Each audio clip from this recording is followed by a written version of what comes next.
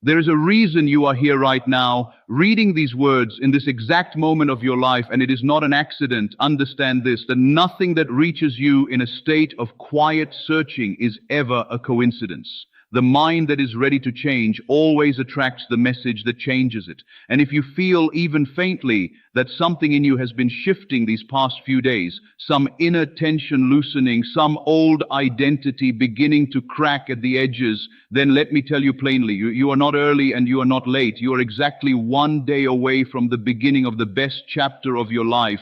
Let that sink into your spirit for a moment. Not a metaphor, not a comforting phrase to make you feel better about waiting.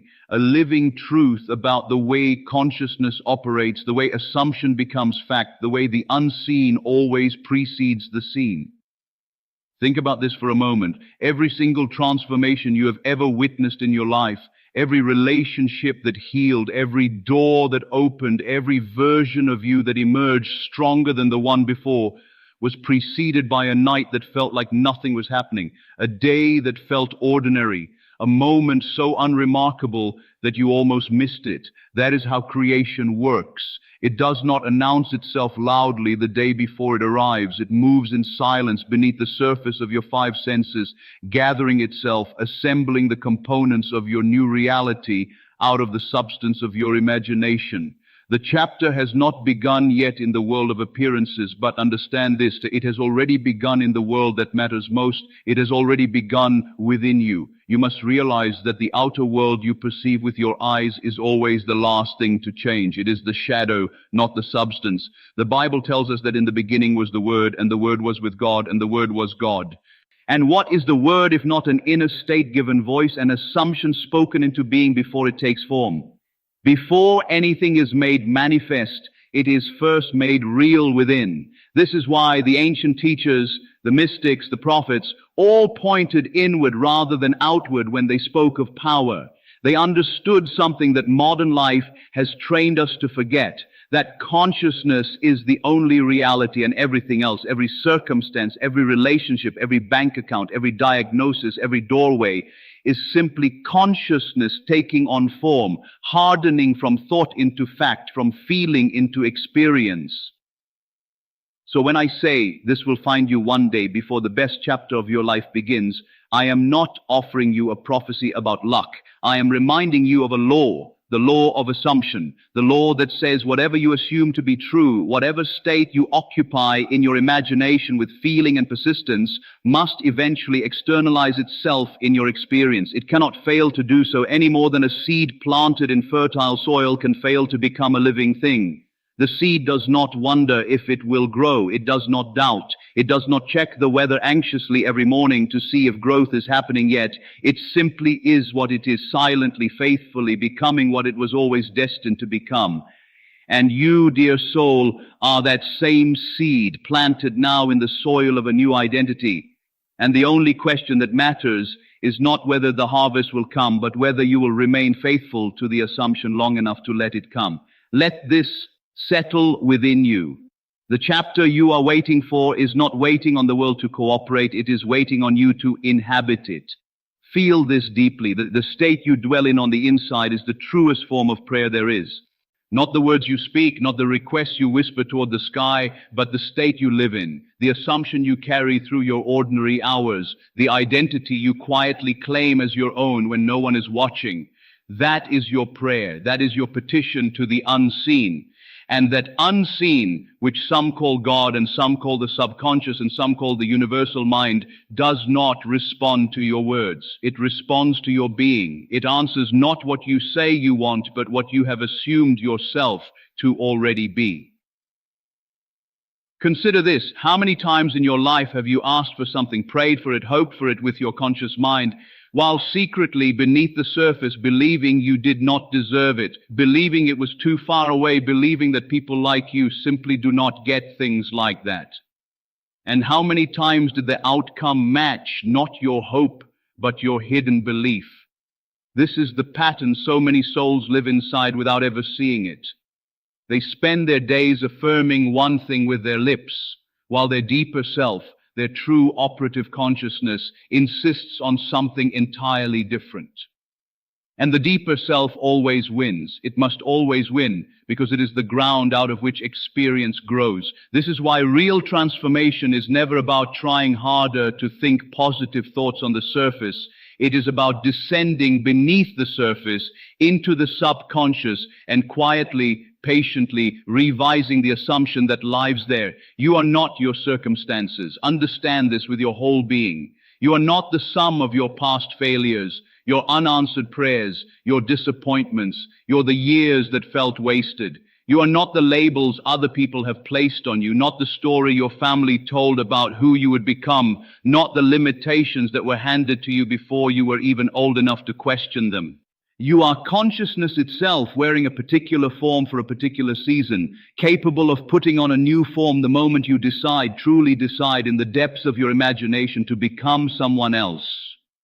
This is the great secret hidden in plain sight throughout Scripture, that man is dual. There is the outer man walking through time, subject to what appears to be cause and effect, and there is the inner man, the true self, the Christ within, unbound by any of it, capable of imagining a new world into being and watching patiently as that inner world descends and becomes the outer one.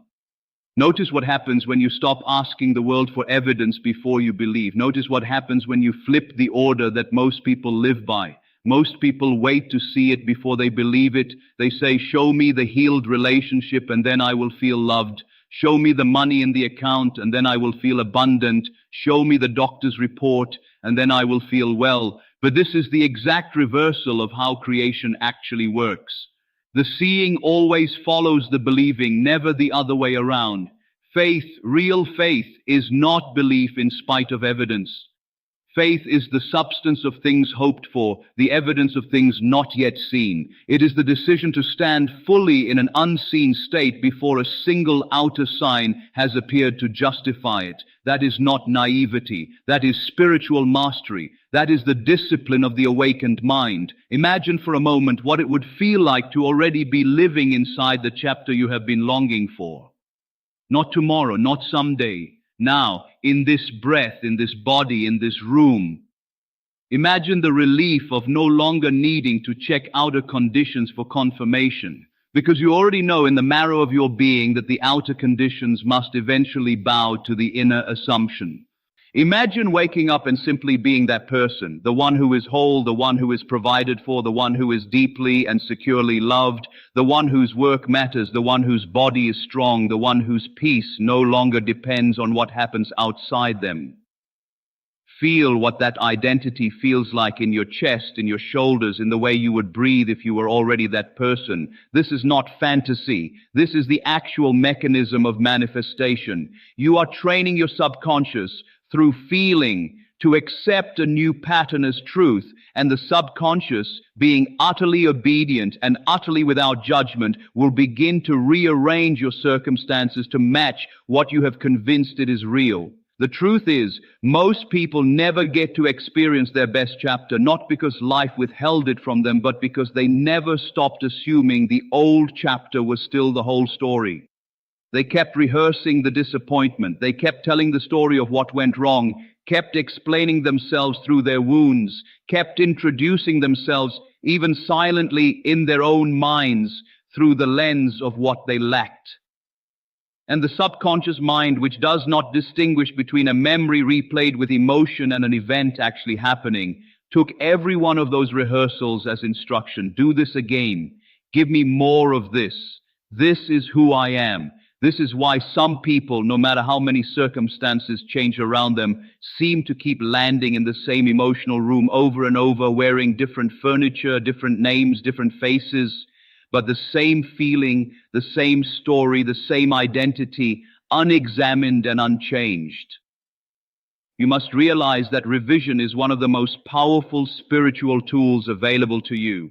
Neville Goddard spoke of this often. The practice of going back over your day, and wherever an event did not align with the man or woman you intend to become, revising it in your imagination until it does. Not to deny that something happened in the outer world, but to refuse to let that outer event become the seed of tomorrow's harvest. Because remember, the subconscious does not care what actually happened.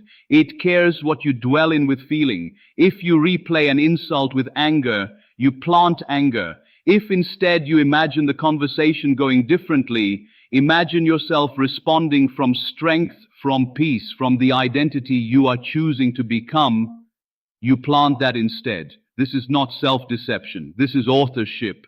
This is remembering that you were never meant to be a passive character reacting to a script written by your past. You were meant to be the author, writing forward from the state you choose, not the state you inherited. Let that sink into your spirit. You are the author, not the world, not your parents, not your past relationships, not the year that broke you open, not the diagnosis, not the rejection, not the failure. All of that was simply the material you were handed. What you do with the material, what identity you assume in response to it, what story you decide it means about who you are, that is entirely, completely, non-negotiably yours. This is what it means to have dominion. Not dominion over the earth in some outward conquering sense, but dominion over the inner kingdom, the kingdom that Scripture says is within you, the kingdom where every outer thing has its true origin. He who rules his own spirit is greater than he who takes a city. Let this teaching move through you slowly. The greatest conquest available to any soul is not external. It is the conquest of one's own assumptions.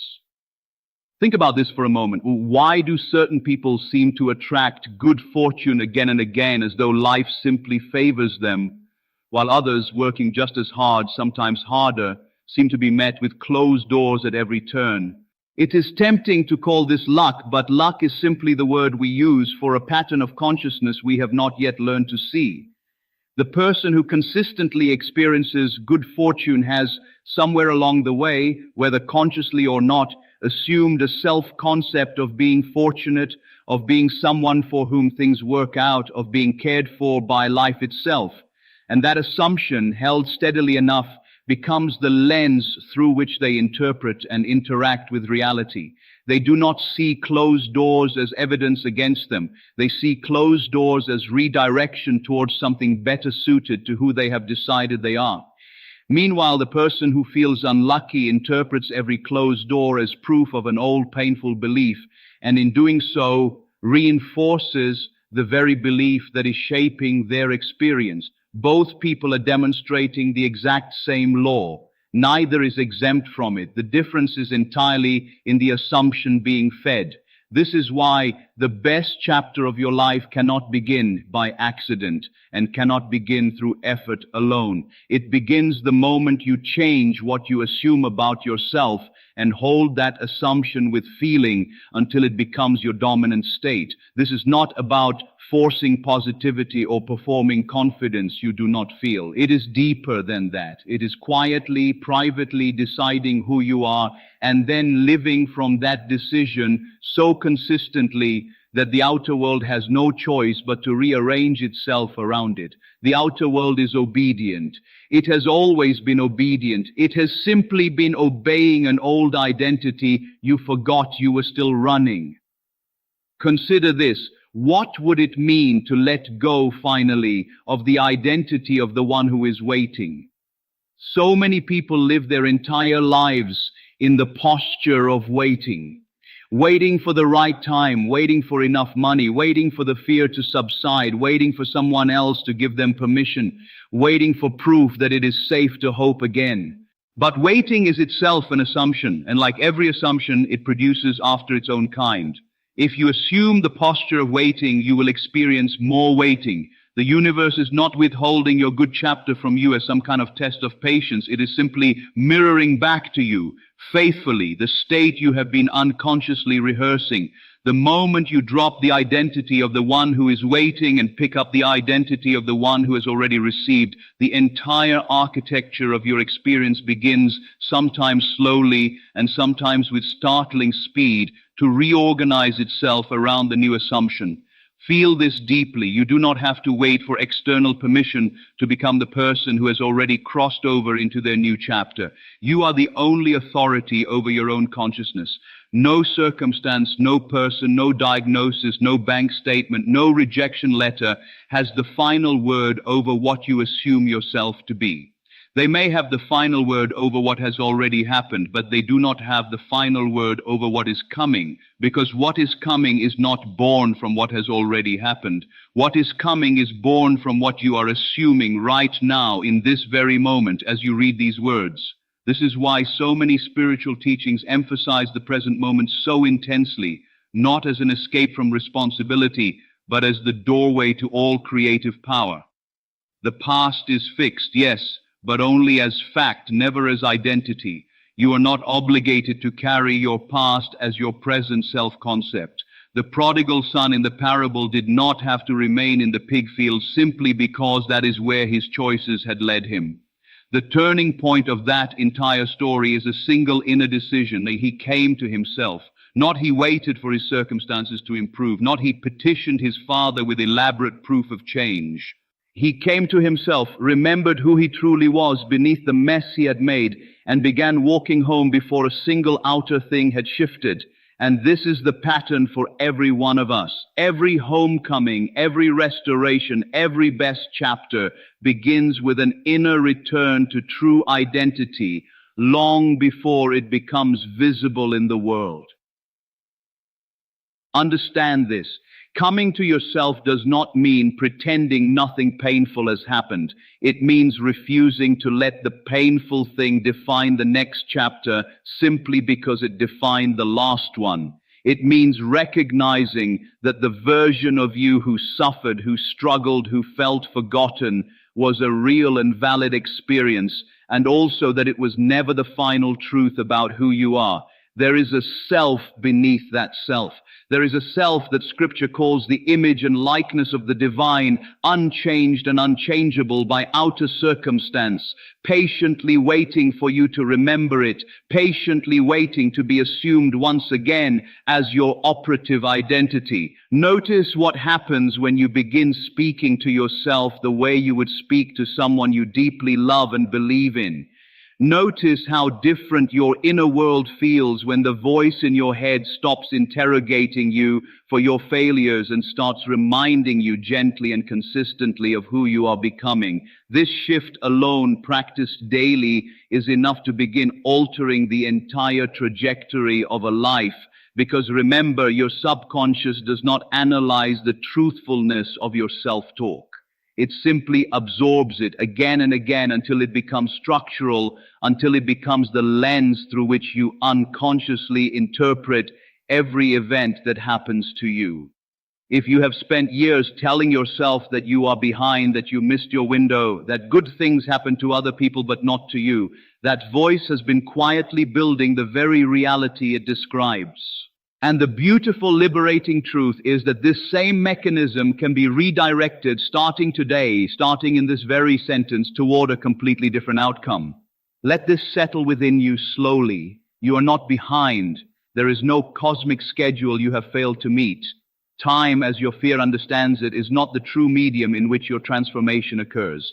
Consciousness is the true medium, and consciousness does not age the way a body does. The moment you shift your assumption, you are in the truest spiritual sense beginning again, completely unburdened by how many years the old chapter took. This is the meaning behind the promise that He restores the years the locusts have eaten. Restoration is not a linear process requiring equal time to undo equal damage.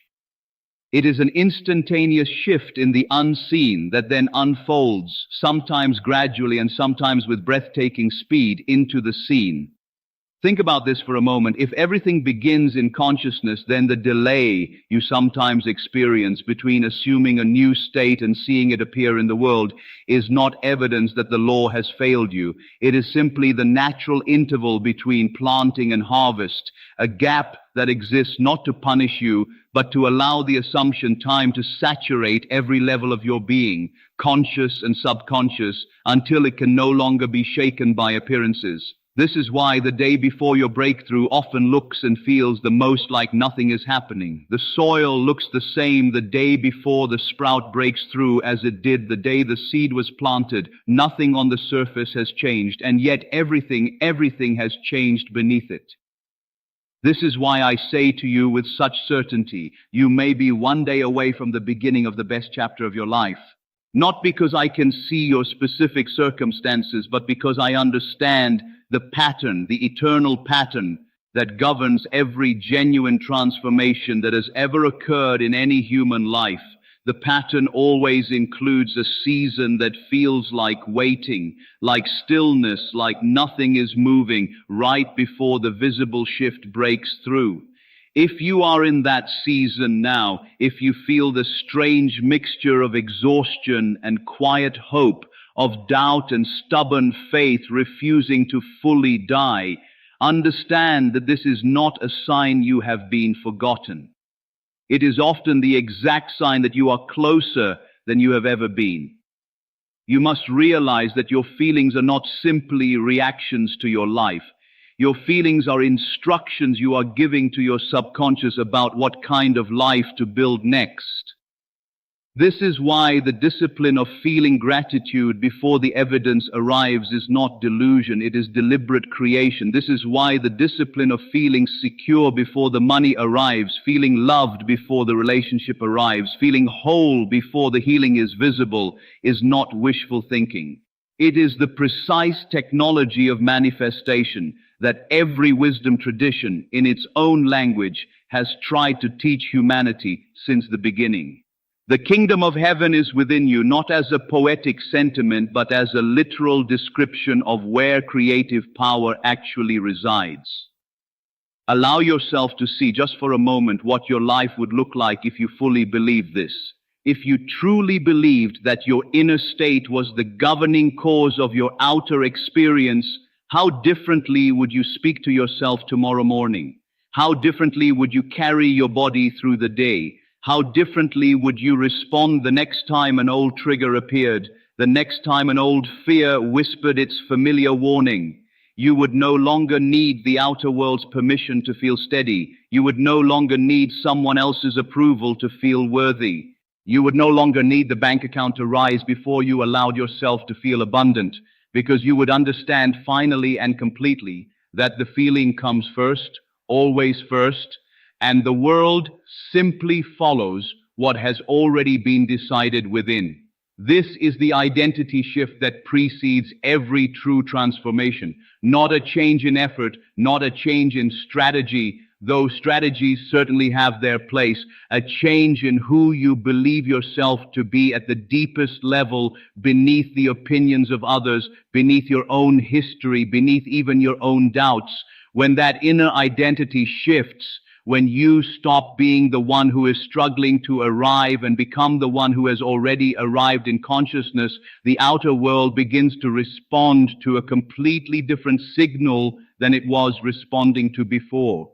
People treat you differently, not because they consciously notice anything, but because you carry yourself differently, speak differently, make decisions differently, all flowing outward from the new assumption, living quietly at your center. Opportunities that seemed invisible before begin to appear, not because they were never there, but because your old identity was not tuned to perceive them, and your new identity is. Feel this deeply, because it is perhaps the most liberating truth available to any soul who has ever felt trapped by circumstance. You are not waiting on the world to change so that you can finally feel at peace. You are waiting on yourself to claim peace as your identity, so that the world, in its faithful obedience to consciousness, can finally reflect it back to you. This reversal, once truly understood, changes everything. It moves the locus of power from outside you, where it always felt fragile and uncertain, to inside you, where it has always actually lived, patient and untouched, waiting for you to notice it. Understand this. The best chapter of your life is not a distant, uncertain possibility floating somewhere out in an unpredictable future. It is a state of consciousness available to you the instant you are willing to occupy it. This does not mean every outer detail arranges itself instantly the moment you decide. It means the doorway opens instantly, and everything else is simply the natural unfolding of what has already been settled within. The oak tree does not need to struggle to become an oak tree. It is already an oak tree in essence from the moment it exists as an acorn. Time and growth simply reveal, layer by layer, what was true from the very beginning. You are the same. The best version of you, the one who lives in the chapter you are longing for, already exists in essence right now within your own imagination. Time is simply the medium through which that essence becomes visible. This is why the ancient teacher said, "Before Abraham was, I am. Not I was, not I will be, but I am." Existing outside of time, in the eternal present of pure consciousness, where every possible version of you already exists as a living state, waiting only to be assumed. This is not abstract theology meant only for contemplation in quiet rooms. It is a practical description of how your own mind operates every single day. Every state you have ever lived, joy, grief, confidence, shame, love, fear, already existed as a possibility within you before you stepped into it. You did not create joy from nothing when you felt it. You entered a state that was always available, and for a time you lived there. The same is true of every state you long for now. It is not being created out of nothing. It is being entered, occupied, and lived in, until it becomes not something you visit occasionally, but something you simply are. Notice what happens when you stop asking, "How will this happen?" and start asking instead, "Who must I become for this to already be true?" That single shift in the question changes the entire posture of your inner life. How will this happen keeps you tethered to the visible, to logic, to the limited mechanisms your current identity can imagine.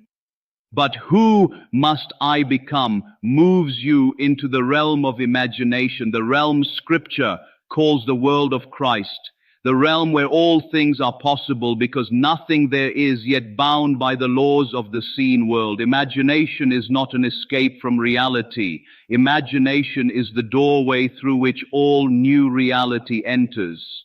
Every invention, every reconciliation, every healing, every unlikely turn of fortune that has ever occurred in human history first existed as an image held in someone's imagination before it existed anywhere else. You are not a victim of your circumstances. You are, whether you have recognized it or not, the imaginer of your circumstances, and imagination, sustained with feeling, always eventually hardens into fact. This is not a comforting saying. It is a spiritual law as consistent and impartial as gravity. It does not ask whether you deserve the outcome by some external standard of merit. It responds only to the state you occupy with conviction. This is why some who seem by outer measures to deserve good fortune the most remain stuck, while others who seem far less deserving by human judgment experience breakthrough after breakthrough. The law is not moral in the way human beings often want it to be. It is mechanical, faithful, and utterly indifferent to anything except the assumption being held. Let this truth free you rather than frighten you. It means the past unfairness you experienced, whatever it was, does not have final authority over your future. It means you are not required to earn your way through suffering or sacrifice into a better chapter. You are simply required to assume it, to feel the reality of it now before it appears, and to remain faithful to that feeling through the natural gap of time that stands between the seed and the harvest. This is not passivity. Faithfulness to an inner state, especially when outer appearances seem to contradict it, is one of the most demanding spiritual disciplines a soul can undertake. It requires more courage than almost anything else you will ever do, because it asks you to trust what you cannot yet see over what you can. This is why faith has always been described not as certainty about outcomes, but as loyalty to an unseen truth. You may not know exactly how your new chapter will look in its outer details. You may not know the timing, the specific people involved, the specific form your breakthrough will take. That is not required of you. What is required of you is loyalty. Loyalty to the identity you have chosen. Loyalty to the feeling of the wish fulfilled. Loyalty even when the day looks exactly like every other disappointing day that came before it, especially then. Because the day before the harvest always looks like every ordinary day. The sky does not part. The field does not glow. There is no signal given to the farmer that tomorrow the sprout will break through the surface. And yet it does, faithfully, because the law beneath the soil has been working the entire time, unseen, unhurried, and utterly certain. You are that farmer, and you are also the field, and you are also the seed. All three exist within your own consciousness. The planting is your assumption. The soil is your subconscious mind, receiving whatever is planted without judgment or resistance. And the harvest is your outer experience, which cannot help but eventually reflect what has been sown. This is why complaining about your circumstances while trying to plant a new future is like a farmer who plants wheat and then digs it up daily to check if it has grown yet, disturbing the very roots that needed stillness to take hold. Every time you rehearse the old story with strong feeling, even in the form of complaint, even in the form of anxious explanation to others, you are disturbing the new seed, feeding energy back into the old harvest instead of the one you are trying to grow. This is why the wisest among us learn to hold their new assumption quietly, without needing to defend it, without needing to convince anyone else of its truth, without needing outer proof to justify their inner peace. There is enormous power in privacy. When you keep your new identity sacred, unspoken, except to your own inner witness, it grows undisturbed by the doubt of others, undisturbed even by your own fluctuating doubt, because it is not being constantly tested against outside opinion. Let your new chapter grow in the quiet dark of your own consciousness, the way every living thing that matters grows first in darkness before it ever reaches the light.